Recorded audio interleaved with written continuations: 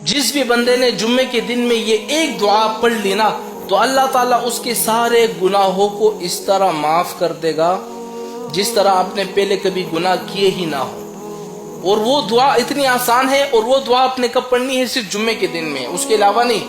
جس شخص نے جمعے کے دن میں اس دعا کو پڑھا ہے نا، اللہ تعالیٰ، نبی کریم صلی اللہ علیہ وسلم فرماتے ہیں کہ تمہارے گناہ آسمانوں کے برابر ہو، سمندر کے پانی کے قطروں کے برابر تمہارے گناہ ہو، اللہ تعالیٰ سارے گناہوں کو ایسا معاف کر دے گا جیسے تم ماں کے پیٹ سے ایک بچہ پیدا ہوتا ہے نا، اور کتنا پاک ہوتا ہے، اس نے اپنی زندگی میں کبھی گناہ نہیں کیے ہوتے، کتنا پاک ہوتا ہے، جنتی ہوتا ہے بچہ.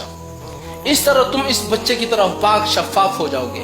اب وہ دعا کون سی ہے؟ میں آپ لوگوں سے کہتا ہوں کہ خدا کے واسطے اس دعا کا اہتمام کیا کرو، اپنے والدین کو، اپنے رشتہ داروں کو، اپنے دوست تک ان دعا کو پہنچاؤ.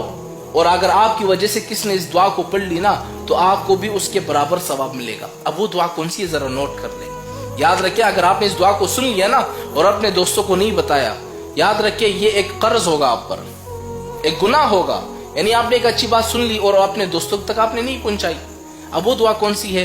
استغفر اللہ الذی لا الہ الا هو الحی القیوم واتوب الیہ. کتنی آسان سی دعا ہے.